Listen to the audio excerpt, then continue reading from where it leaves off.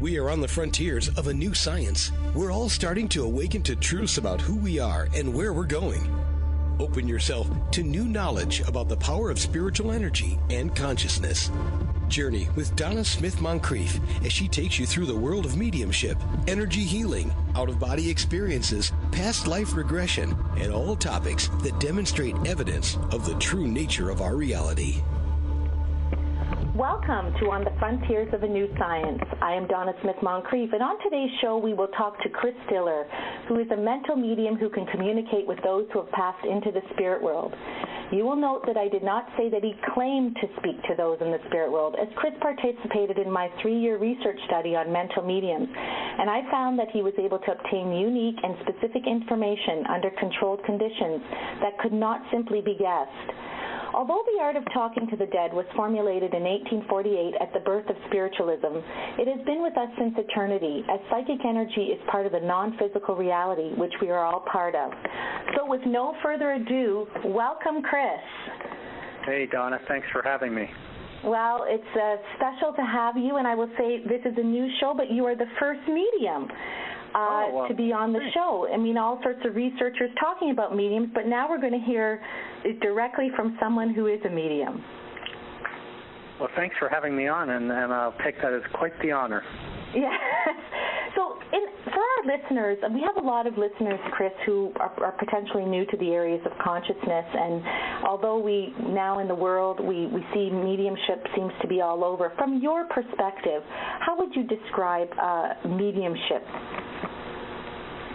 Well, mental mediumship for me is simply the ability to receive communication, information, and an exchange of energy from discarnates or people that have passed over and now reside in the realm of spirit. And I think that's what I would boil it down to. Okay.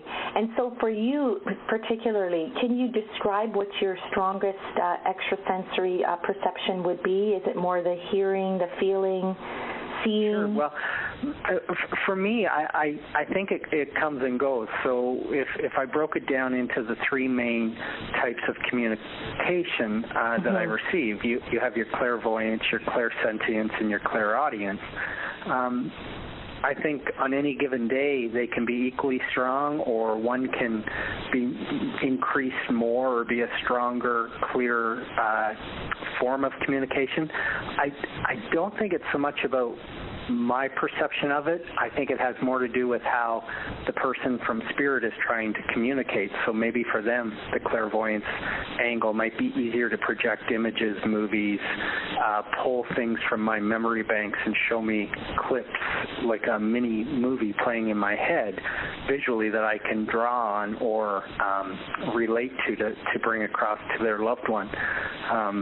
With clairsentience, it's the feeling and the sensing that I get, and that's often when I can pick up cause of death, or I feel, if something was to cut off my airway. That happened last week in a reading where literally my throat closed off, and I haven't had that in a long time, but it was to validate the suicide of a young man that was coming through, and he had just died the week before. So his time frame of physical death was literally a week before, when a friend was in the office. His friend was in the office for a reading, not anticipating hearing from him. So I don't know if he was overzealous or if it's because he knew or what, but he was a little rambunctious. But anyways, the clairsentience was very strong that day. Clairaudience is when I can hear. It's clear hearing, and I think it's funny. All these terms mean clear sight, clear feeling, clear hearing, and there's days it's anything but clear. Yeah. Because it's take you back to the clairsentience piece. Sure. For a moment, because I always find that absolutely fascinating. You said that, and I remember, in fact, when we were conducting the research work with you a couple of years ago, you also gave me a case study of something similar to that.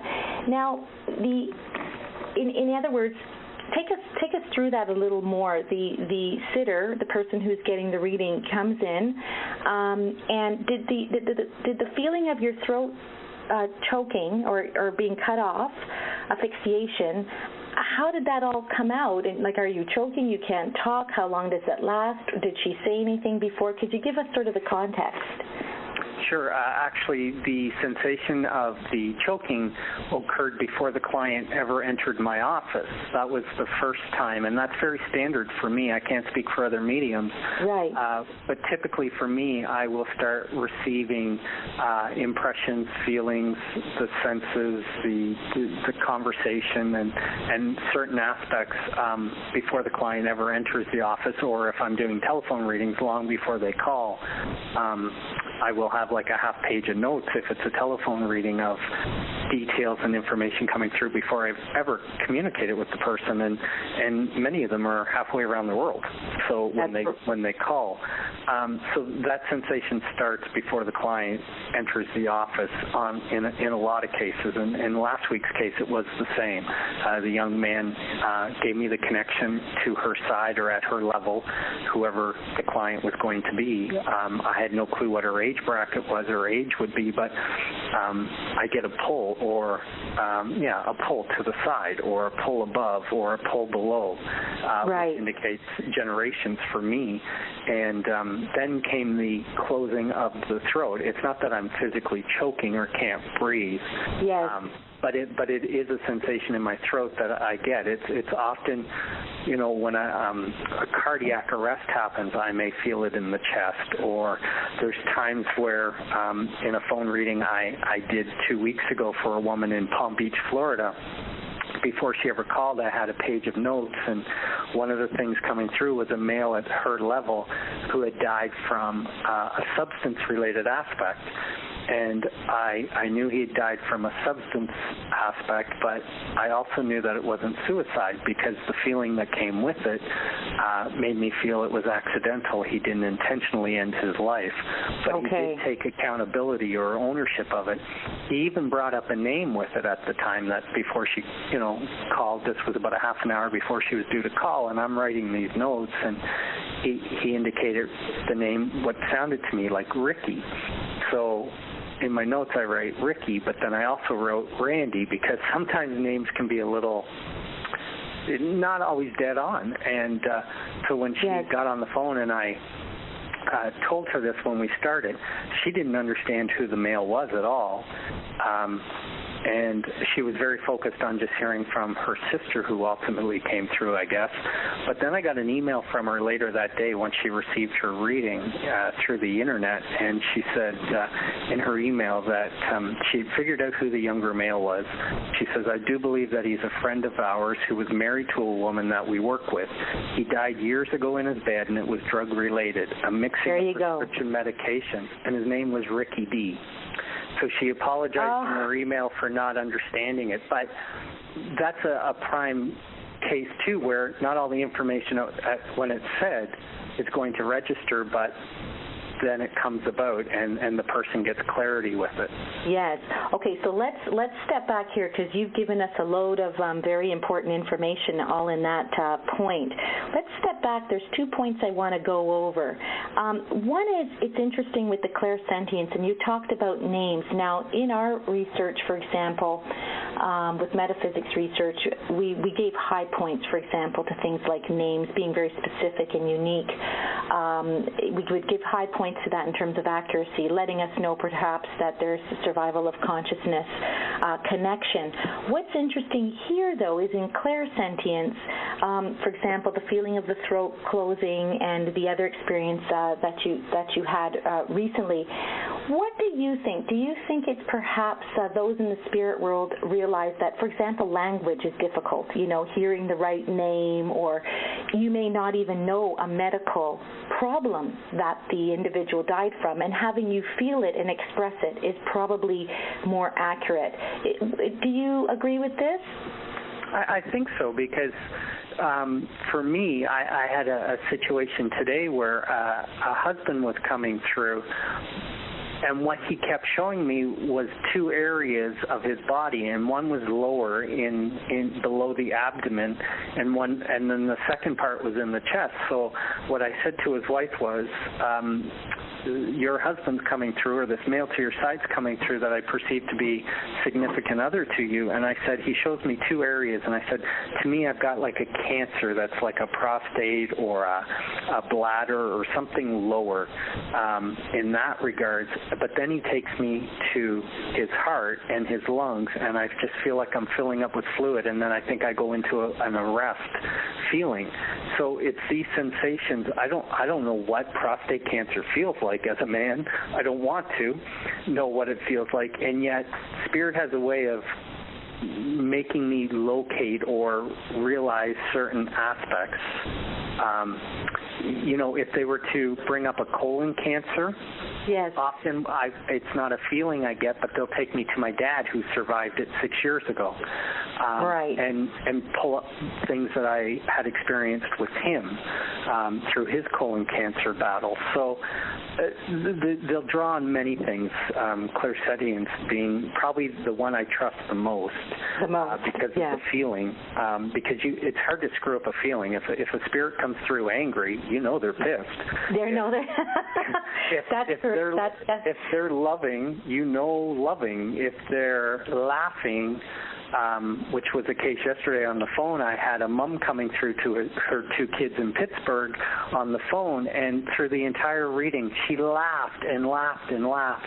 And they told me later that was so her personality. Like she was just the funniest woman and lighthearted, even in dealing with the cancer. Yes, yes. Now the second point, Chris, to that is you also mentioned a very interesting point, which I want our listeners to comprehend in terms of mediumship, is oftentimes your sitters will come, and you were talking about with the example that they expect, let's say, to hear their sister, their mother died, or their brother died, and that's what they're focused on. This seems to be an issue, especially when laypersons don't understand, for example, that spirit, the discarnate, determines who will speak, what they will talk about. How has that sort of been played out in some of your readings, for example? Well, every reading it's played out that way, where Spirit literally dictates, and it's not something I can control. And I had one session this week on Monday. It was my middle client that day. I couldn't read the mother and daughter as much as I wanted to. Yes. The information I was getting, they weren't acknowledging. And the thing that frustrated me the most that day was the mother told me that it was a surprise for her that she was coming, a surprise gift. She wouldn't make eye contact with me, and she looked away the whole time. The woman had a wall around her. And right. Even though her daughter was trying to come through to her from Spirit, she wasn't ready for it. And wasn't ready. She didn't, I think she wanted to believe, but for whatever reason, I couldn't make her daughter be clearer or say what she wanted. So it was out of my control. Right. And so you just basically have to give the information you're getting, and you hope that it's useful for the sitter, but you cannot manipulate or change to fit what the sitter is expecting. I can't, and I think what's made me successful is that I don't do that. Right. I stick to it, and if they leave thinking, what an a-hole he is, yeah. he didn't deliver on what I wanted, I got to live with that, but at least I know I did my job for what the person in Spirit wanted me to say.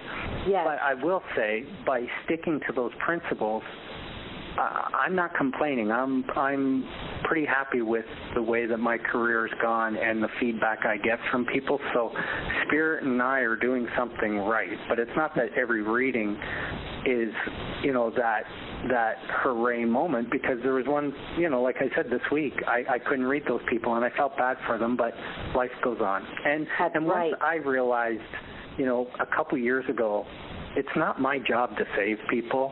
I can only just give what I get, and if they receive it, if it makes a difference, all the better. Well, in that regard, you also talked about information that they start to realize later, and I'd like to just share with our listeners, it's coming out actually in my upcoming book, it was one of the non-believers, and we won't share any names, but that story's really stuck with me because I can remember, first of all, it's difficult for our listeners to explain when a medium does not know who the sitter is, the researcher myself doesn't know, and they're non-believers. These individuals put up they put negative energy into the room. Everything is no, no, no.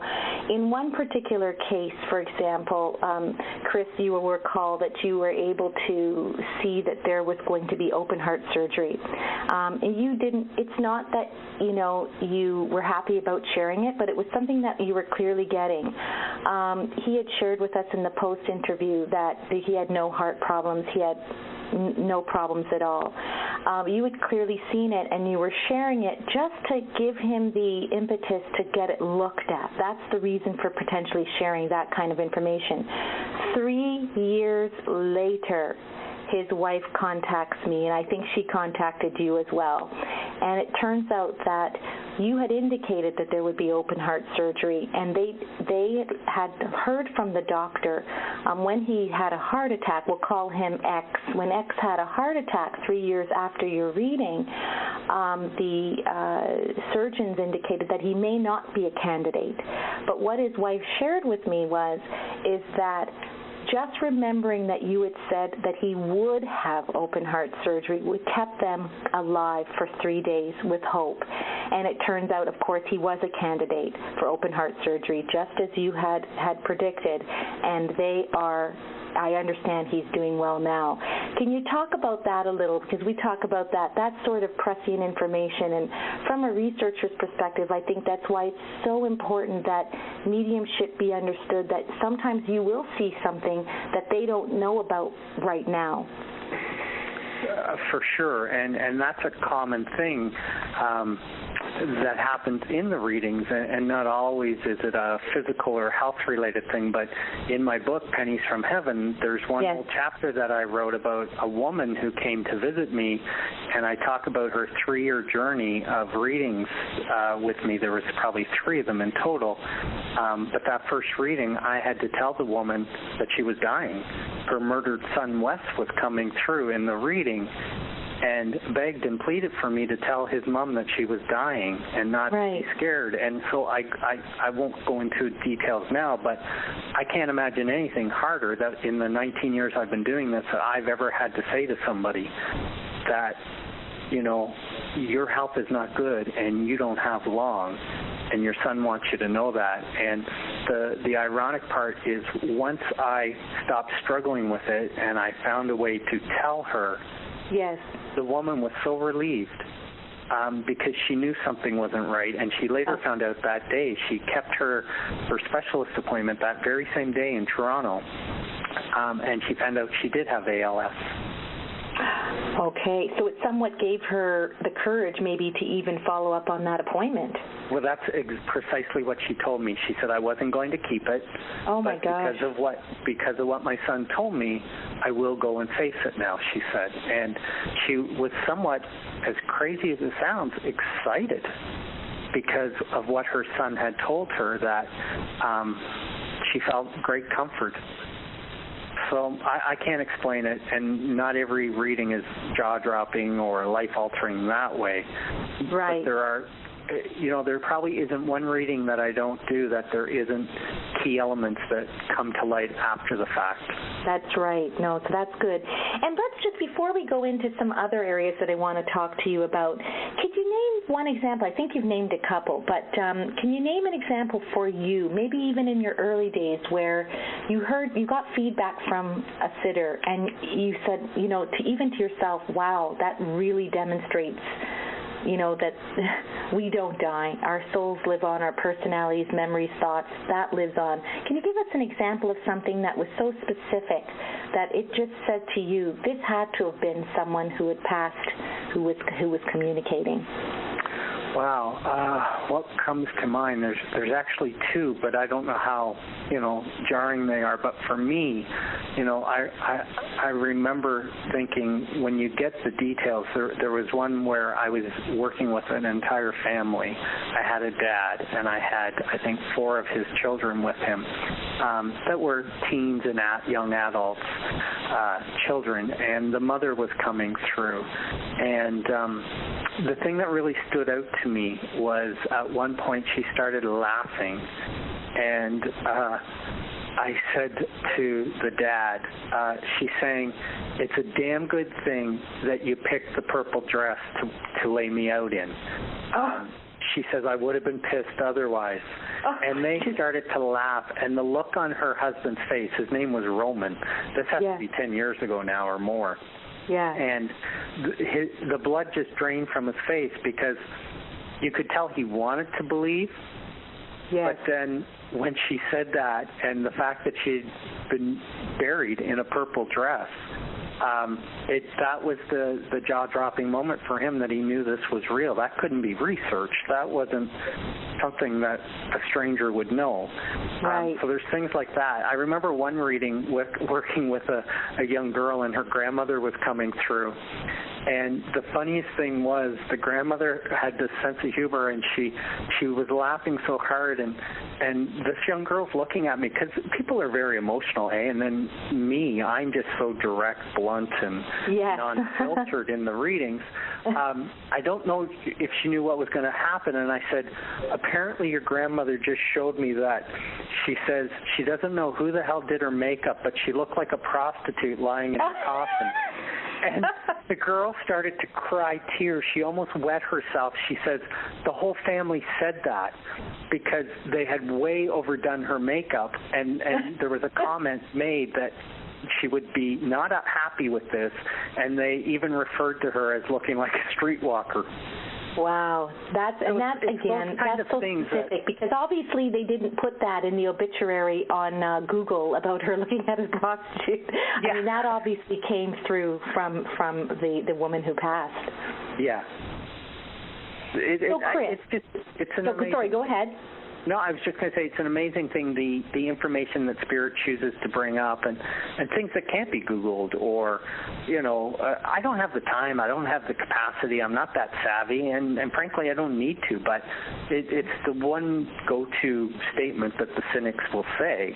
Besides cold reading, they'll say, he can research, Yes, and which is ridiculous, because again, there's so many examples of imitation. So, for example, I can remember doing a case study for the book, the first book, with you, and you talked about sometimes that you end up doing a kind of intonation, things that you would not normally do with your face or the way you would talk, and it's exactly like the person who's passed. And that's to let the sitters know, that for somehow that their loved one is impressing themselves through you. And again, that stuff just can't be researched. That's very, very specific, and information that comes through that no one even in the room knows, and then they find out later from a family member or from a friend or something like that they find out, yes, that information that you shared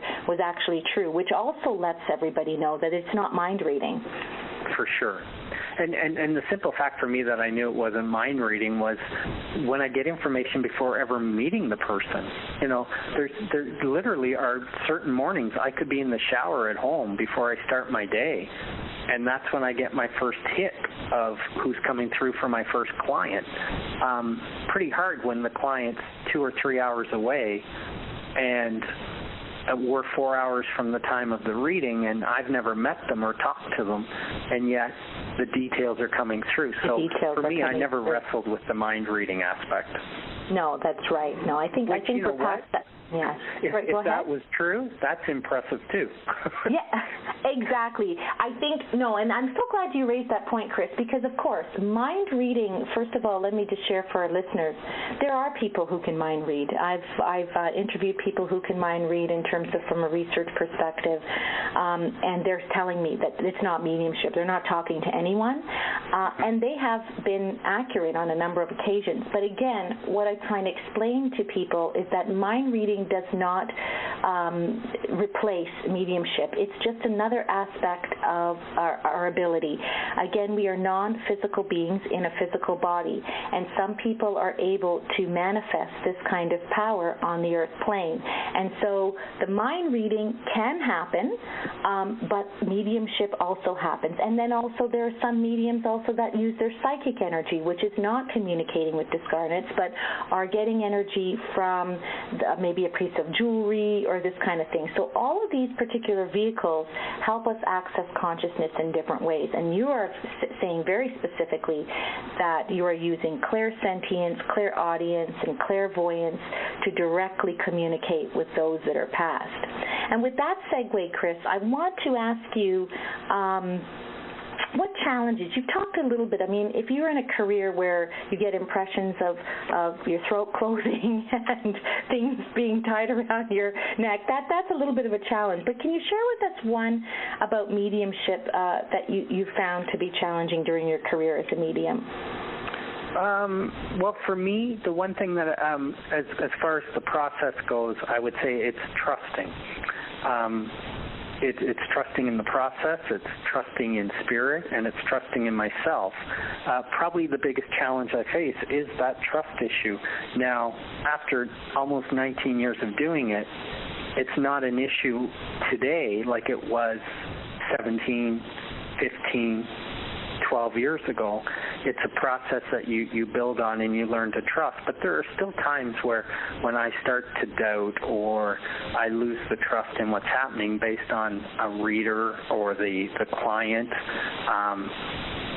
sometimes attitude, sometimes my attitude, right, can get in the way, and I start doubting what I'm hearing. Meanwhile, the client may just not have the facts or be thinking straight. Right. And so I always try to stick with what the person in spirit is saying, because honest to God, at 99 times out of 100, they are correct. They know what they're trying to get across, and hopefully I'm not messing it up. But I think the other challenge for me is, and probably the thing I have the hardest time with, are the social media attacks of a personal nature on me as a person. Now, listen, if they're from strangers, it shouldn't bother me, but I'd be lying if I said it didn't. And these cynical personal attacks, when people can believe or not believe, they can think I'm a fraud or not, I don't care. But when they personally attack me or try to act like they know why I do what I do, and they label me, the ambulance chaser, or I'm strictly after money, or, that video of yours that was part of the experiment, there are some harsh words from people that have never met me, but they act like they know what my intent is. So for me, that's probably the biggest thing, and my wife will say, just don't read it. But for me, it's kind of like a car accident scene. I'm going to look. Yeah. No, and I'm so glad you raised this issue of social media, because it happens to the researchers as well. So mediums take risks. As I said, even though we're talking about a gift that it sort of lies dormant in all of us, and I think soon humanity will start to realize this. We are all non-physical beings. Some of us manifest this power more than others.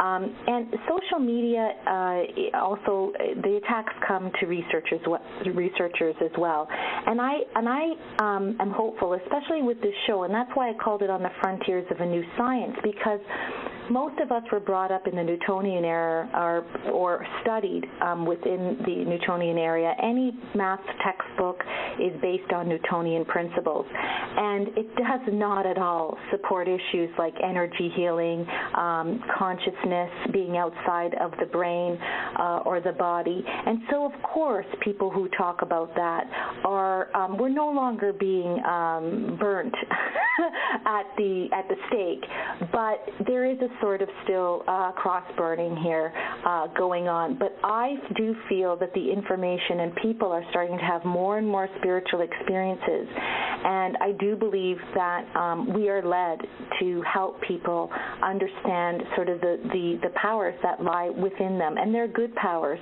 that allow people to be spiritually free of materialism and all of the sort of beliefs that unfortunately our materialistic framework brings.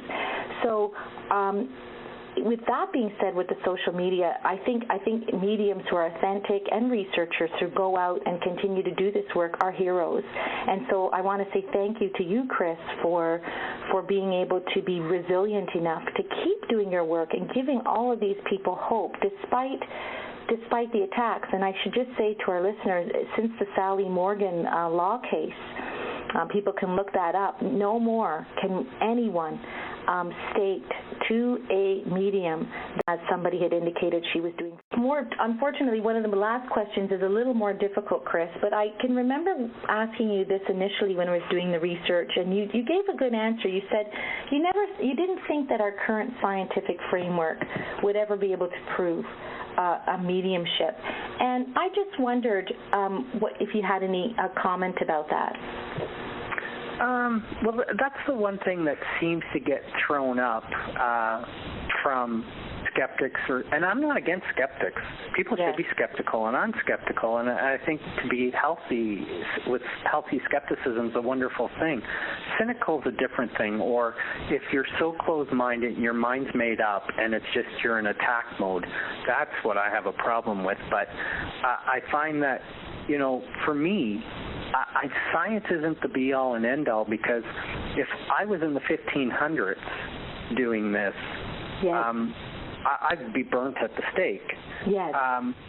But if somebody was trying to explain in the 1700s that there's these molecules in our body and there's this DNA system and it's the key and the link to all of life, they would be laughed off the science board, because there's nothing that was scientifically invented that was capable of registering seeing this, or atoms, or whatever it is. I'm not a science guy, but I know that I'll trust my experience over what science will tell me. Now, that doesn't mean that I don't believe in medical science and health. I'm a big believer in medicine and stuff like that.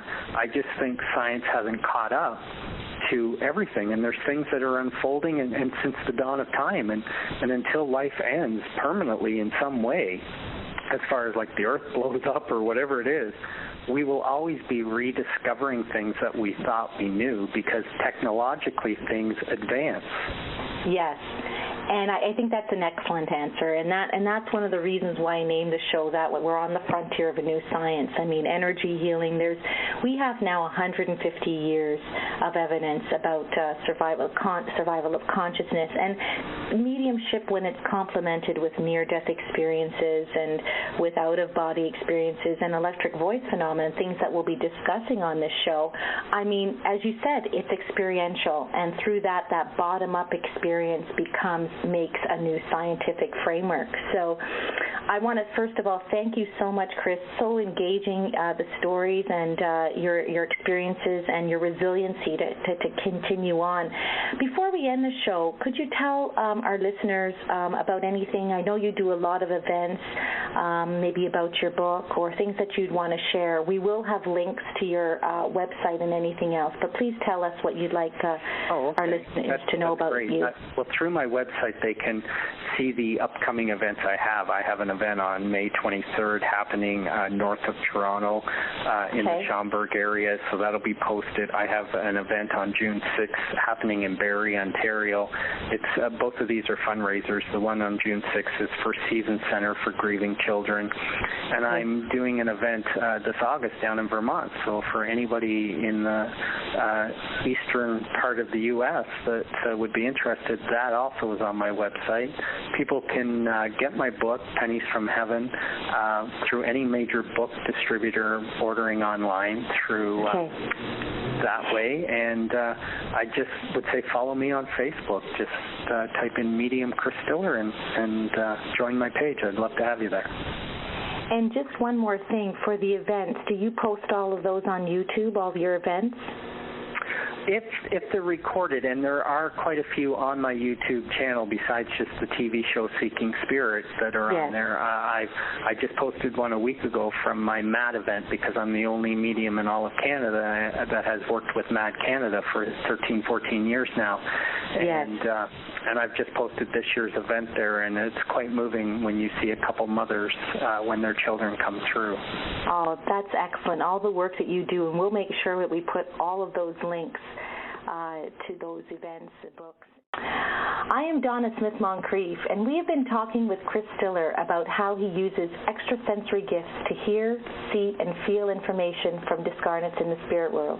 Mediumship is an important topic as it tells us about the powers that lie dormant in all of us. It also gives us a window into where we will all go after our physical body transitions to another form of consciousness. Join us next week as we talk to Dr. Craig Hogan, author and teacher of Afterlife Principles. Together we will explore the topic of instrumental communication, another vehicle that offers us a peek into what our loved ones in the spirit world are doing. Through the portal of electronic voice phenomena and instrumental communication, we receive further evidence that we don't die. Join us each week as Donna Smith-Moncrief explores topics related to spiritual energy and consciousness. Collaborating with other experts, they will share evidence and ideas for you to integrate consciousness-based ideas into your life for a positive transformation.